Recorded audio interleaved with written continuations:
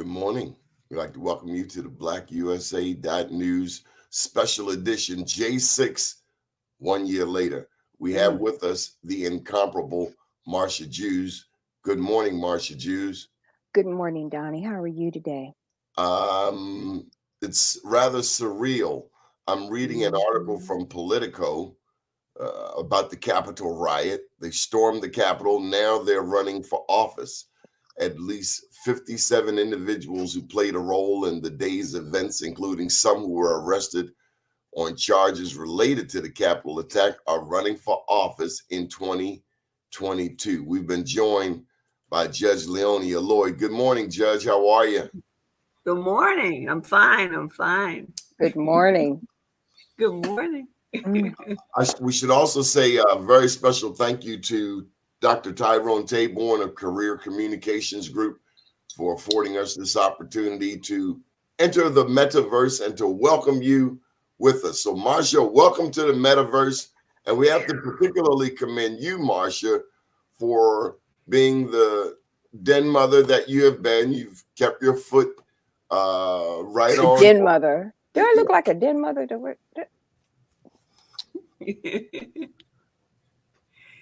I could have called you a soccer mom. Yeah. Well, yeah, you could have. But they don't play soccer in East Baltimore. But they did in South Bend, south on the east side. But you ain't in South Bend. See, there we go. See, Judge, I ask you where I live. Boy, go on about your business. Talk about Black USA today and those crazy people that handle trying to take over the government in the insurrection. And don't nobody want to deal with that. They're shooting people, tearing up the place, jumping over walls, breaking down windows, knocking guards down, beating guards up. I mean, literally terrorizing our Senate and our Congress. And they're just, a few of them got arrested and they just walk away and it's no big deal. And somebody got killed. And all because of a stirring of a former president who didn't have the courage to discuss his disdain, but to rather to release the dogs. Am I wrong? Is it safe to call him a coward? Oh, I think that's one of many things that he should be called. But this is a family-friendly channel, and will be respectful. Okay. To me, it showed how much he could manipulate people, and the mind control that has been going on with that president for those 4 years. And it led up to this, particularly the last year, when I guess he saw the tables kind of turning. And he was preparing folks to believe that the election was, messed up. It was a messed up election. And he was priming them. And so when it came out, when he did not win, and saying they had to do something about it. And then I'm right with you. Go up there. I'm right with you. He directed them. They felt so empowered by this man, this leader. They felt that the election was stolen, and their leader said they had to do something about it. Right. Now, you think about that congressman from Georgia that said to him, when he looked at the footage, he said it looked like a tourist visit. And that is the most craziest thing I've ever heard of, because we're talking about officers that were screaming and trying to fight to live. We're talking about over 150 officers hurt, and had to be treated. You're talking about officers that got killed and those that committed suicide from this thing. And you say it's a day at the park? Really? At the White House? And I mean, it's like they started to buy into the fantasy of their leader, Trump. And it started to spread. It went from, oh, this is horrible, people should be responsible, to, well, like it wasn't that bad. And if it's not recorded, if it's not made to the fact that people have to be accountable, and the Attorney General does what he says he's going to do, which is to hold everybody accountable, no matter where the facts lead him. Because those officers, I watched them talk yesterday, a year later, and they're still suffering. And the bottom line is they said they want to see something done, not just indictments handed down, but act on these, and go all the way up to where it leads. Who did the financial backing of this? Who did the planning of this? This didn't just happen. And it was several layers, 3 layers of things that happened. Okay, when you get to the actual insurrection, and then after that, what were they trying to do? What were they trying to overturn that vote, those electoral votes? Right. And then send it to the House of Representatives so they could have that next process go on. And we, as Democrats, did not have enough votes to have won that. And they would then have declared Trump as the president. It was all planned, and who helped him plan this and carry it out? That's right. The people were pawns. The people were pawns. Well, here's the thing, it's the white supremacists and the Ku Klux Klan. That's where the money starts. It's over a million and some odd dollars worth of damage, right?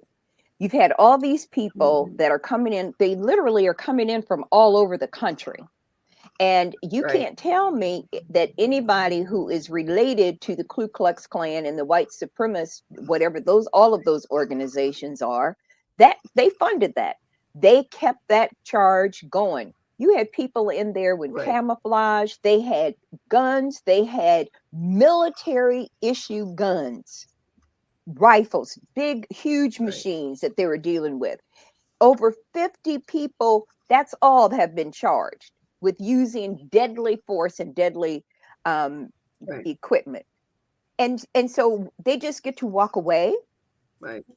Do they get to walk away? We don't have anything that people are saying that are going to happen differently. Congress hasn't set up something that has to speak to this, that should become a law. Right.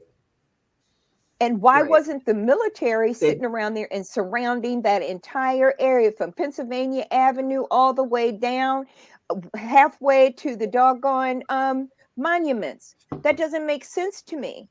Well, isn't it clear that some of these people are traitors? Yeah, no question. And I thought in a time of war, insurrection, the traitors are shot. Should have been. But you didn't have an army there to shoot them. By the time the people who were actually military personnel, they were not given the approval to do any of that. They were given the approval to stand down and to be there. How many rifles were shot? How many people actually in camouflage from the United States Army, Navy, or not Army, the reserves? How many were there? And what did they do? They stood there. Why did they stand there? Because they weren't given an instruction from the Department of Defense. The Secretary of Defense did not give an order. It was not approved because it couldn't be approved because the president was not going to approve an attack on his subjects. She points out a very important thing. As a person who is a part of the justice system, I watched that and I said, how come they're not striking back?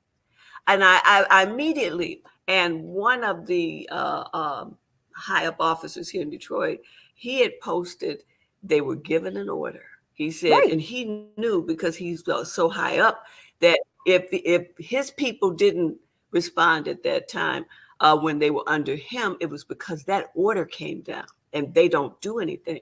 We've got young Black men and some women being killed by police officers because they resisted arrest and didn't just go along. They didn't have any weapons.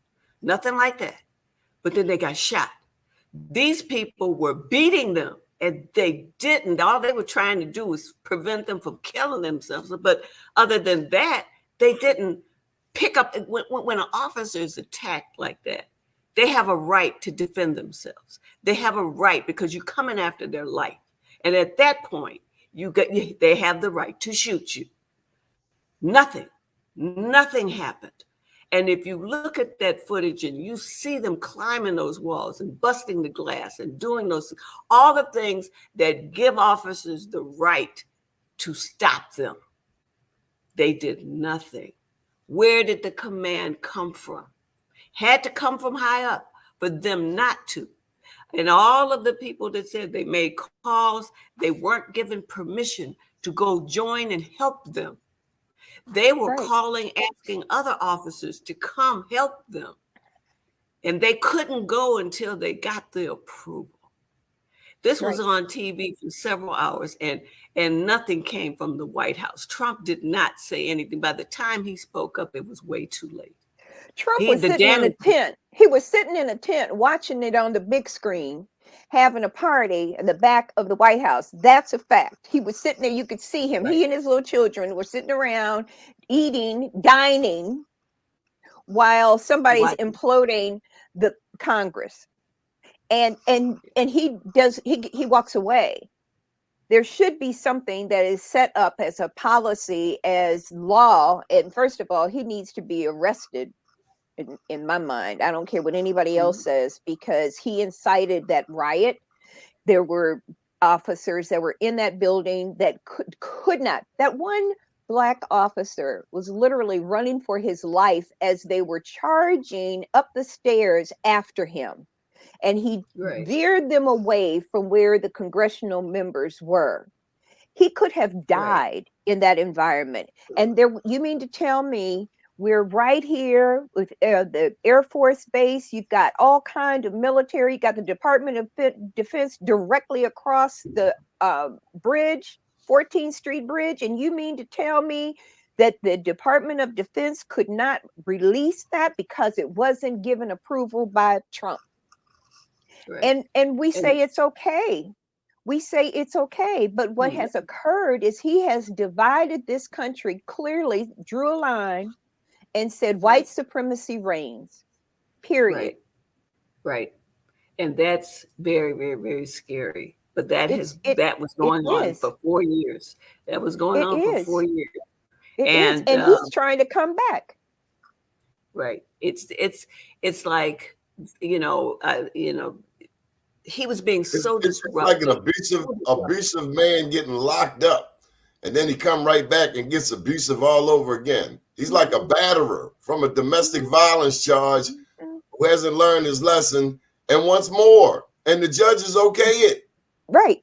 Well, here's the other thing that's really important that we have to really pay attention to, because a lot of those insurrectionists and the leaders coming out of those communities, they are now set up and being funded by the white supremacists for them to now get these positions as elected officials.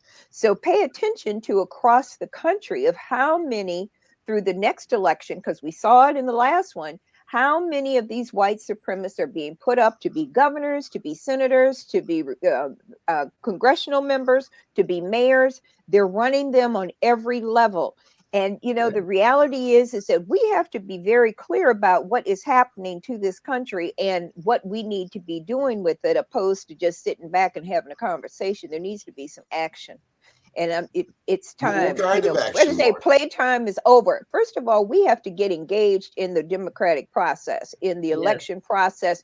We need to make certain that we have put together and we're training what the people that we want to be in those positions to be ready for it. We need to start raising real money. Forget about the Louis Vuitton. Forget about all those other designer everything.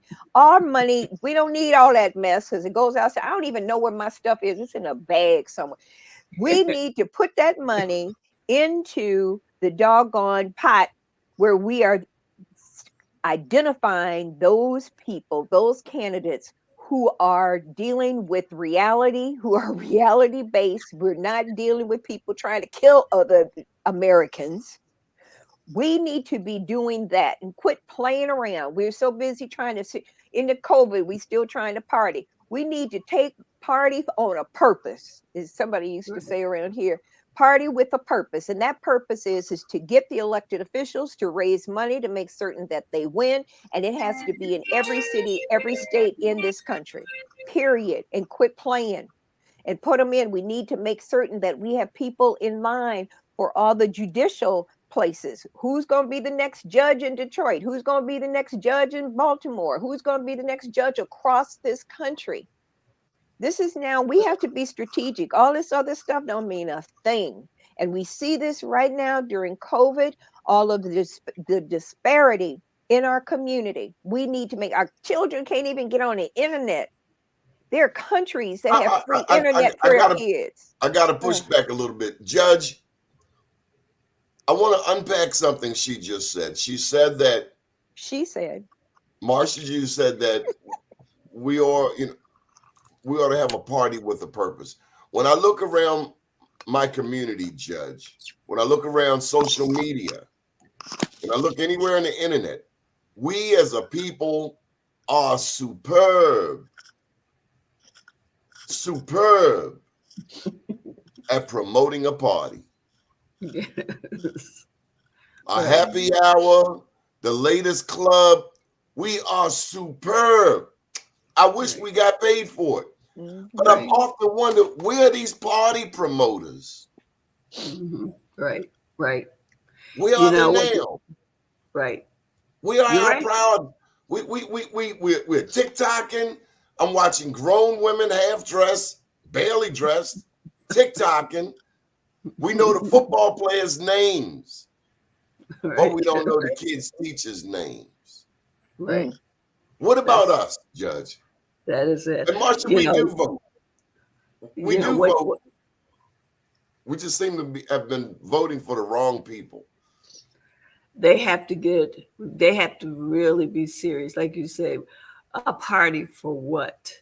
A party for what? When I look back at the 70s and how serious young people were, and older people, they were serious about putting people in to make a difference. They went gun ho. It ain't no parties. Ain't no parties. The only party you saw was a bunch of folks marching to this or marching to that, or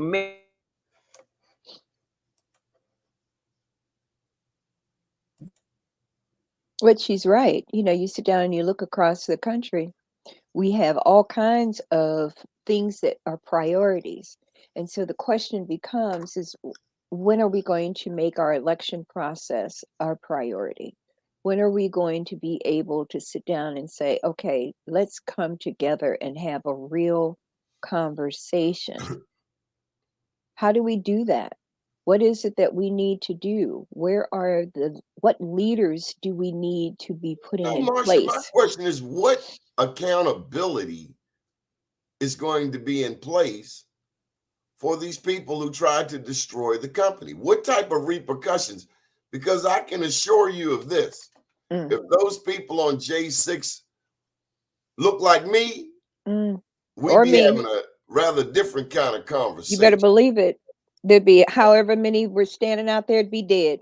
So what I'm saying right here is that we need to be able to deal with the fact that none of those people were given that. And why? Why was that not something that that Washington, D.C. did not do? Oh, I can tell you why. Because, and I'm trying to keep this as clean as possible. Please do. Privilege. Now, we have seen this privilege before. Where have you seen it before? Nope, you told me to clean it up. I'm going to clean it up my way. We've seen this privilege before, and we know what happens to privilege. Oh, what happens to privilege? Because you got privilege. Privilege keeps going until karma shows up. Privilege does, but privilege is not immortal. Because one day privilege met karma. Well, it's going to be a while before we can actually say that. This was a very a How do serious we know? awakening. Well, the thing that's really frightening, there are a lot of unsolved murders still in the South. There's a lot of unsolved murders still in areas that are very questionable in terms of what their beliefs are and how they see us as a people. What about And how the we see them? Well, what does it change though? How do we change that trajectory? How do we get people to remove the hate? I mean, The Black first people thing is are we're such a loving people. We take all that abuse from not only our ancestors, but in today. How do we do that? How do we I tell you change what that? you do. You take those insurrectionists, you send them out back to get a switch. Remember your grandmother sent you out back to get a switch? Somebody sent you out back, Marsha, because you look like you caught at least one I switch. know we had a willow tree and they used to go and break them off and braid them. But go ahead. Yeah. It didn't work. Yes, it did. How much Maybe. time did you do in the penitentiary? Oh yeah, but that wasn't even an option. Exactly. That wasn't an option. That That's wasn't an called option. positive reinforcement. Yeah, that wasn't an option. But I think here's the problem. If hate and this hate that is being just It's, it's, thrown it's, through it's the under a lie. You can't but just say the but hate, but it's hate. There's a hatred. There's but it something comes from just a lie. wherever it came from, it's instilled in far too many of those people's DNA. Yeah, well, It's like it's in their DNA. I'm kidding. no, You no. have you ever No really one met a real ever, racist? Have you no ever one really ever, met a real racist? yeah, no one ever sent them out to the willow tree. See, had they got a trip out to the willow tree, it wasn't so much the switch, it was the lesson that grandma was whispering in your ear while she walked you out back to the willow tree. She said something to the effect like this: you are not better than anyone, and no one else is better than you. Remember those little basic lessons when you were 3, 4 years old? Yeah, but a racist household was being taught something different. The racist household was being They taught were they were to being taught a kill, lie. steal, and destroy Black people. Come No, on no, now. no. The first lie they were taught was manifest destiny. Okay, That and the detail. indigenous people here did not Mhm. deserve to be here. That And how dare manifest they? destiny afforded the uh, certain white people the opportunity to do anything in North America. We're talking about manifest destiny, Judge, to do anything that But they doing wanted to all do, this, which I've was been back there. So Marsha, all of this is under the auspices of a big lie. This country never belonged to Anybody any, but the Native Americans. and even they came here, from somewhere 12,000 years ago through the Bering Strait, or the black people that came here by way of Africa, Australia. But nobody owns the land. Truth be told, this is God's world. Okay, so what does the land have to do with crazy insurrectionists trying to storm the Congress and tear down, break up the whole Capitol Hill? Well, What do you, Marsha, what I'm saying is if we don't send them out to the willow tree, these insurrectionists are going to, number one, destroy this planet. go, And the planet, the big and planet, number two, the big they're going planet. to want to go to Mars and start this colonization thing all over again and destroy everywhere they go. So we Let's just really still, need to learn how to take care of Mother but that's Earth. you can't even take care of Mother Earth if the people aren't even taking care of other human beings. You talking about, yeah, people spend more time worrying about dealing with the trees than they do with people Then and Marsha, making maybe it's certain that time to vote people. some people off the island. Okay, so are we dreaming now? Because they're not going anywhere. Okay. What was it when these people climbed the Capitol wall? They said they wanted to be in charge. Okay, They but that was a said, we're nightmare. going to do it. That was a nightmare. but they said they wanted to be in charge, and we're going to take this over Many of them because couldn't even they spell. wanted Donald Trump to be the president of the United States, and they're by any means necessary. He was unfit. Well, we know Hi, all that, Judge. but Judge, we need you to remedy this. yeah, we're just going our normal battering. What is it? Bantering. Banter. You can't say bantering. You can just say banter. It's just a banter. You can't say I'm bantering. Marsha, I thought we I like to discussed make the up words. I make up words. I make up my own we words. They discussed sound good this. and they fit. Go ahead, Judge. As long as you don't reiterate nothing, okay? We had a whole conversation about that too last night. That's funny. Well, I'll tell you something. Let me tell you this, and with all jokes aside, that was a very frightening experience for me to sit and watch that on television. And for at my age, you see all this gray hair, to see that and nothing was being really done about it. When I can see people who will be in a riot on the streets, and just in the streets, marching in the streets, and you have 20,000 police officers surrounding them, but you don't have anybody surrounding these people who are literally trying to take over the government and perhaps even maim our congressional members. There's something fundamentally wrong with that. And I can't find any place in my brain for that to fit, that we as a nation are okay with that. And none of those people were in the position where we could watch them being hauled off en masse and taken to prison. It's outrageous. And at some point, somebody has to look at this as part of our history. And what does it say about the leadership that allowed that to occur?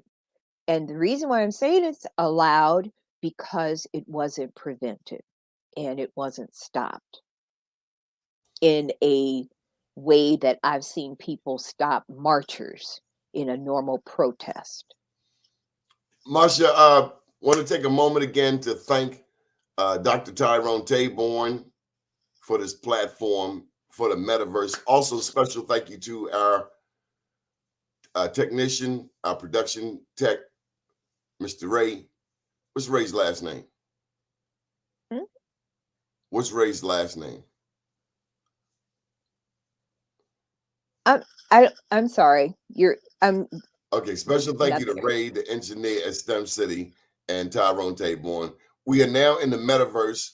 So if you go to STEMcityUSA.com, STEMcityUSA.com. Judge, how you doing? Fine. We got a bad windstorm here, so come on, chime in, Judge. What are your thoughts? Bring me up to speed. What is wrong with this country? I didn't hear. Okay, I didn't hear the question. You all were off the screen. So, what was your question? Marsha, what's the question? What's the question? Start a new question. Well, we're talking about the willow tree. How do you stop this from happening again? I was telling Marsha they need to go out back. Well, we got to put people in office at all levels. We have to get more engaged in that. I mean, it's like a slow erosion away from that. It was like a false security that has come over the country, particularly Democratic Party, Black people, etc., that everything is fine. Just like they think possibly that last year, and yet and still it did happen. It did happen, and it will happen again. Just like one of the officers said, 100% guaranteed it'll happen again. And it'll be worse the next time if we don't get active, if we don't reset our minds. It's nice to have fun and all that kind of stuff. And I understand the pandemic has made people stay in and they got more engaged, like you said, in TikTok and all that kind of stuff.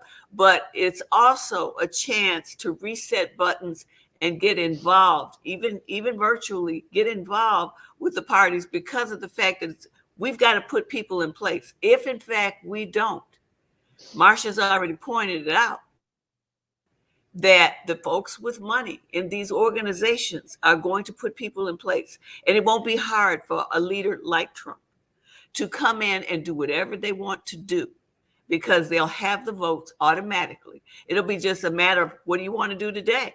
Well, let's do this, let's do that.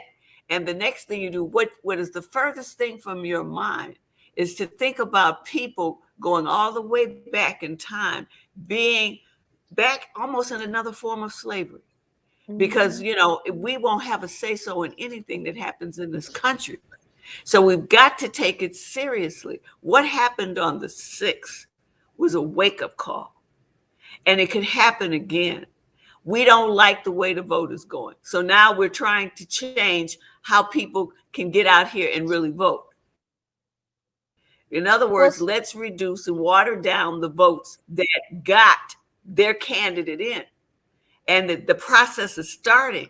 And if we don't get serious and say, let's put people in place that can put laws in place that will stop and check this. If not, it'll be a runaway train.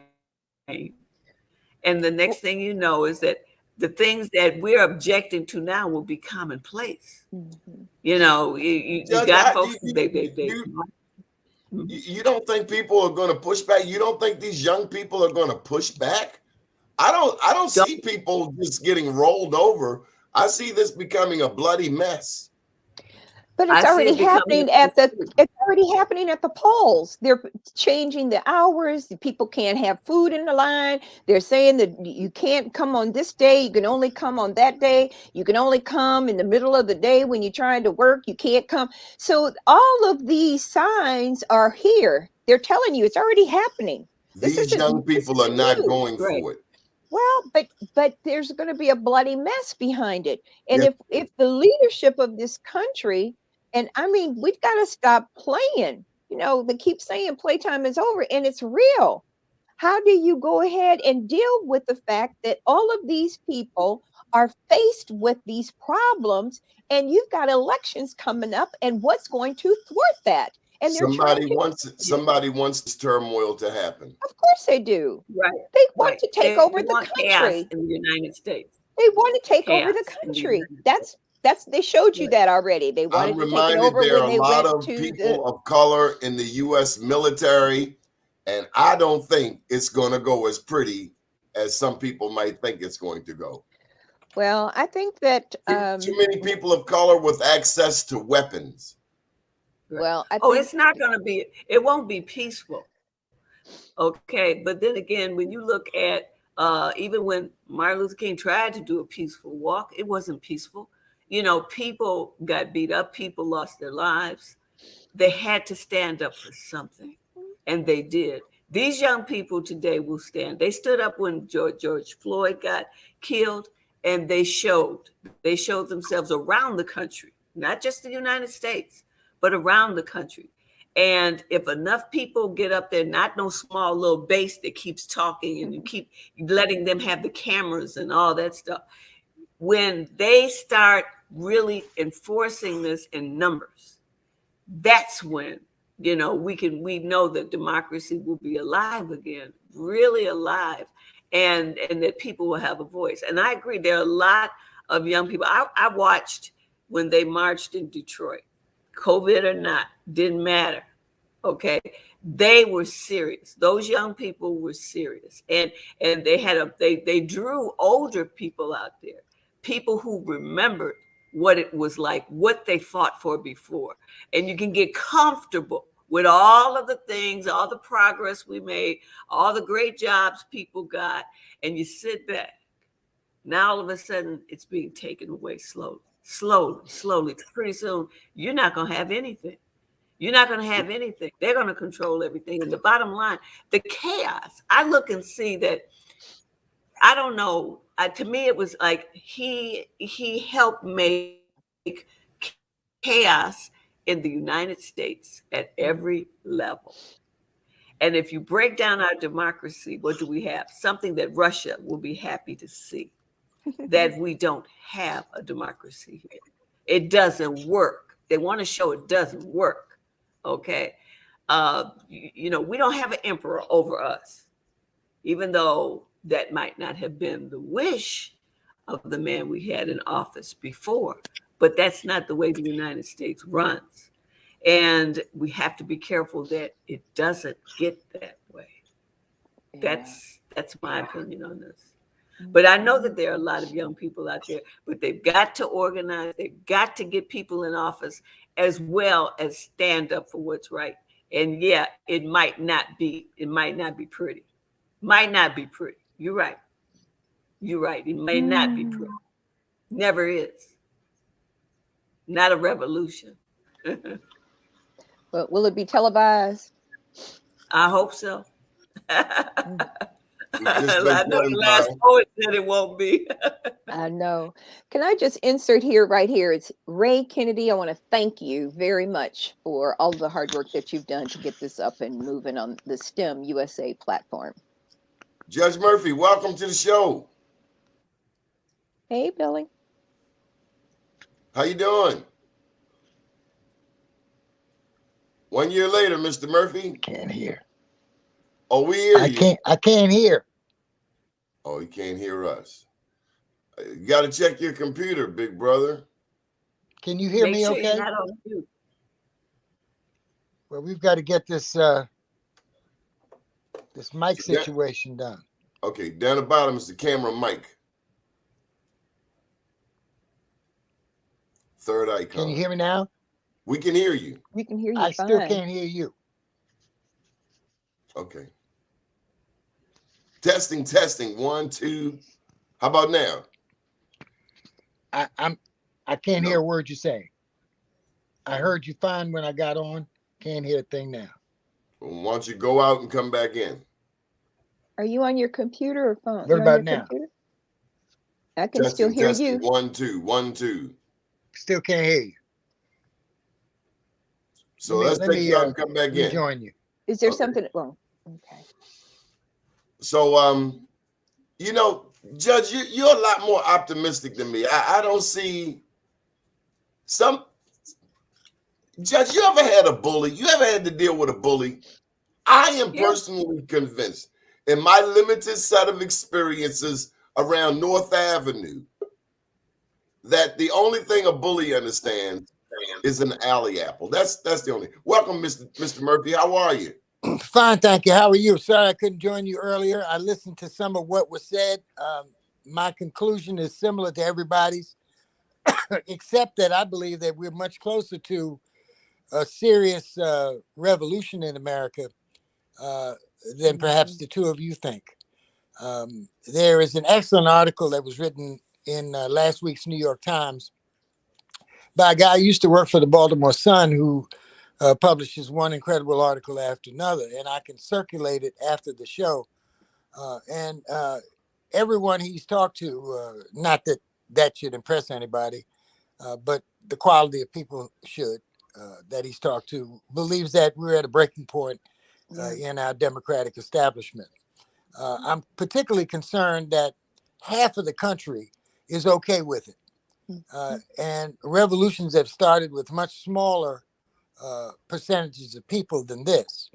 We're one step away from the laws being changed in a way that could be irreversible. And if you look at what's happening in state after state after state, where the Republicans have gerrymandered themselves into being in charge of one state legislature after another, they have made every election appealable under the most onerous circumstances, where the burden of proof is being left in charge of a Republican Party hack who is going to show fealty to the president. And whenever the president says the election is stolen, there's no further inquiry. That's going to be that. And we're going to lose election after election after election under that kind of governing ordinance. And it's just beginning. And as soon as one state sees that it can get away with it, all the other states that are controlled by the Republican Party will get away with it. How do we thwart that, though? How do we thwart that? If this is something that's national, that's happening, that we're seeing, and we already know what the end game is. To ignoring the truth. And so they're being manipulated so that white folks who are wealthy can be in complete charge of America for the first time since the Declaration of Independence. And there won't be any dissent from that. There won't be any coming back from that. And that's fine with many people at the highest levels of power, because we're dealing unsuccessfully with dictatorial governments ourselves. Right. China's a dictatorship. They can stop on a dime, start on a dime. Change is virtually instantaneous compared to our very, very, very slow and matter of fact, it's not working well at all, Senate and House of Representatives. We can't seem to make decisions quickly, even when the situation requires it. And so we're being outmaneuvered by Russia and China and other dictatorships in the world who can think and act quicker than we can in critical situations, who can plan more effectively than we can, because democracy is too messy for planning to take place. And so any planning that takes place outside of government, which is one of the flaws of our form of government. And China doesn't have to worry about that. Russia doesn't have to worry about that. They have these strong, singular figures who dictate policy and dictate life and limb. And that's where we're going. But here's the thing that I find fascinating. You know, if we're sitting here and what you're saying is coming, it's here, right? This is not a thought that's coming down the road. We're already here and moving quickly in that direction. What are we supposed to do in the meantime? How do we, on the local level and the state level, can you hear? You can't hear me? I can hear you. Okay. What can we do on the local and the state level to deal with this? How do we prevent this type of activity from going on? What is it that we should be doing as voters in this country? Who should we be electing? What should we be doing in terms of priming the leadership that we need? What should we be doing? We can't just sit back and say, okay, we just heard the Judge Murphy, talk to us about it and telling us the truth. Now what do we do? What's the next step? And how do you mobilize people who don't even want to believe that this is happening? That's the concern I have. Because too many people, oh, that was just one time, right? How do you get past that, right? Yeah, it's not just one time. And they're going to have to, because Judge Murphy was right. Everything takes so long to culminate to something. And they're looking at the fact that, hey, democracy's not working, and they're trying to get rid of it. Dictatorship is exactly what the ex-president would have loved and to have had.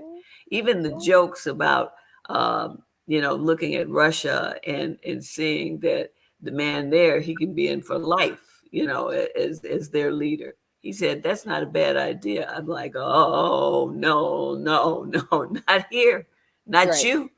Right. But that's not far from the mind of someone, particularly and the concern him. here, right? And here's another concern, Judge. We sit down, look, we've got the elections, we're gearing up. What are we doing on a national scale to get us moving towards dealing with this type of issue? What are we doing to get people ready for this, to prevent this, or to at least be ready to deal with whatever occurs during at the next election on a national scale? How are we preparing ourselves?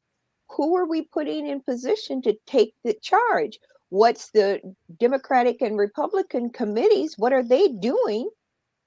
Because this is a whole nother group of people that are beyond just Republicans. They've created their own world. What would happen if J6 happened again today? Oh, I think we have been thoroughly depleted in the police department in Washington, D.C. There's a shortage of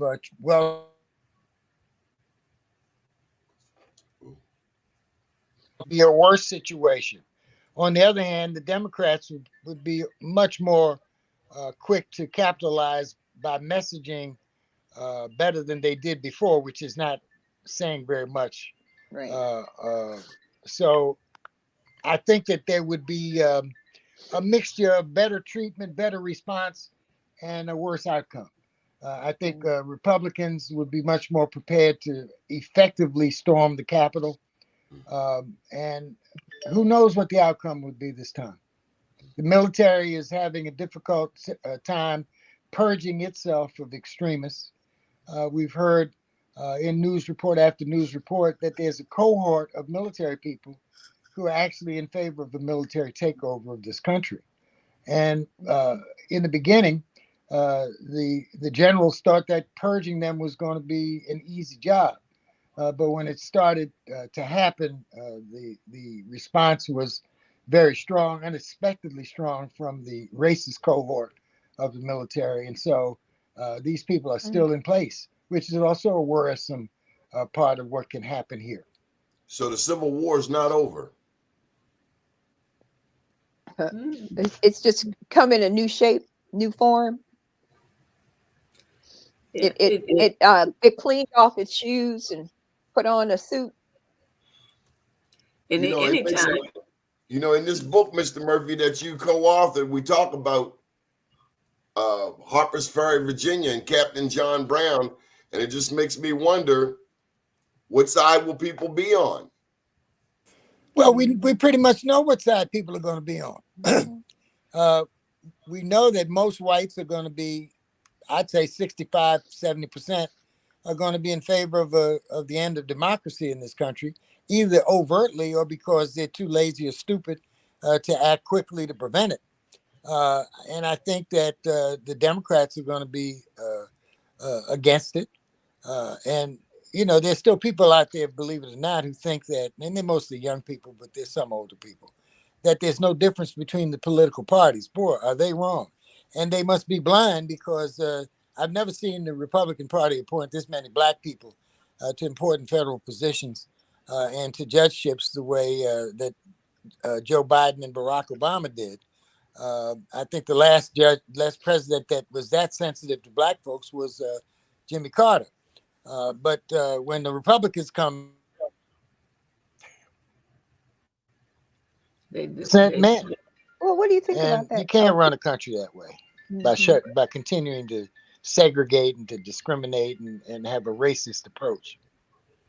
But how do we prevent that, Judge? How do we prevent that? Every time that I get an incoming call, I get knocked out of hearing everybody's voice. So I think the best thing for me to do is sign on, and I highly recommend that you use Zoom. Can you hear me? Yeah. Yeah, he's just not trying to respond. So I'm going to say goodbye, because it's going to keep, my phone's going to keep ringing, and I'm going to keep getting knocked out of the conversation. But thanks for inviting me down in. I love listening to you ladies. And thanks for your input. I hate it that when the phone rings, I stop being able to hear what you're saying. So next time we're going to use your computer. Morning, good morning. Well, he brought up some very good points that we can't ignore, right? And, you know, I think the issue for me is how do you even begin? How do you begin to create an environment where people can actually live in peace and not have this constant hangover of hatred? There's so much hatred. How do you even start? You are arrested. This is something that's in your DNA almost. You know, it's like living next door to a house full of rowdy people. You've called the police on them. First, you knocked on the door. Hey, can you turn the music down? That didn't work. You called the police. That worked for a minute, but that didn't work long. And so it's unarrested development. Remember the group Arrested Development? Mm-hmm. The only way you can deal with addiction, because these racists are addicted to the concept of racism so much. And power. The only way is to arrest that person. They have to be arrested. They have to be locked up. But how you gonna lock them up if the judicial system is racist? Right. That's the thing. And That's that caused all our revolution. I tell you what, these young people aren't going for that Edmund Pettus Bridge, walking across the bridge, throwing a rock at me thing. They are not taking that at all. and they're going Including to have young to. women. They're going to have to stand up because if you don't stand up, they definitely will knock you down to the point you can't get back up. And once that happens, you're talking about a different form of slavery. Can you imagine a Kyle Rittenhour coming to or something? coming to Rittenhouse, coming to Detroit or coming to Baltimore, running down your main street with one of those ARs? Can you imagine how the young people are going to respond to a Kyle? Yeah, he wouldn't be running very long, not in Detroit, okay? Because or Baltimore. Right. Oh, they showed that when they were marching for George Floyd, when they threatened them. And the police threatened them, and this is your curfew. They said, we're not stopping. Mm-hmm. And the police had to reconcile themselves. Wait a minute, we're gonna have a bloody battle here if we can't. But I gotta throw this caveat in, Judge, because we only have a couple of minutes, and then William Honablu's coming. We're dealing with an insurrection. Right. Right. Mm-hmm. Right. In the middle of a COVID surge. Yes. Yes. They don't care. Right. They don't believe in it anyway. They didn't believe in it. Now, they don't wear masks. They don't take shots. That's propaganda from the Democrats, supposedly. Right. So that's why a lot of them are dying. Yeah, a lot of them are dying saying that. And it's a shame they got to go out this world believing something that was a lie that started out in the first place.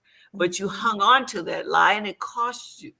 That's the danger of all of this, hanging on to lives, old beliefs, people telling you, oh, they're taking your jobs, they're taking this, and then they get mad at the minorities.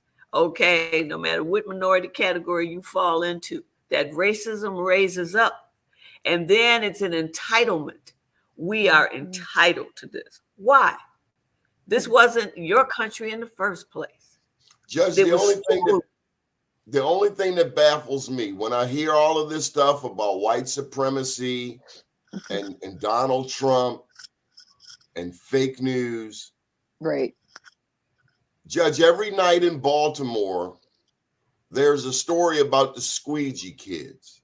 The young black kids at the corner with water bottles and squeegees that are there cleaning windows. There have been a number of incidents. Some squeegee kids got beat up. Some drivers got beat up. But that's all we hear on the local news about inner city Baltimore. What we never hear on the news is about the white addicts that are in my alley right now shooting dope every day. Every day. Right. Every single day. And I go and chase them out the alley only for one to say, excuse me, but do you own this alley? To which I respond, well, by golly, I do. Where did they come from? Have you ever just... This is a 98% black community.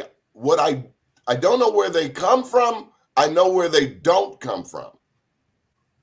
Now, 6 blocks away, Judge, if black addicts were to go into that particular community, it's called Bolton Hill, well, they would immediately get a ride to central booking. Mm-hmm. Right. So why don't the police pick these people up? Double standard, double standard, and that's been going on for years. It just got worse, particularly with addictions.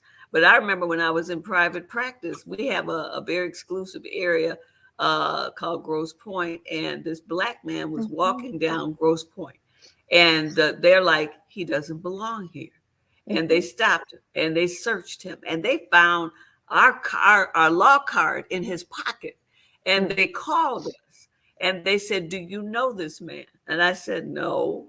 And they said, well, we found your card. Leona and I used to give cards out like candy. Okay. Everywhere we went, people wanted a card, like it was a souvenir from us, right? Right, And right. so we gave cards out. So we don't know who this particular person is, but what did he do wrong? He just walked in a white neighborhood. And let me just say this, that same neighborhood, I'm driving, I get stopped, okay, because I'm going 5 miles over the speed limit, and the officer pulls me over. And he said, he gets my ID and stuff. He comes back to the car and he said, where were you going? And I said, I was going to Ace Hardware. Well, why didn't you go to Ace Hardware in Detroit?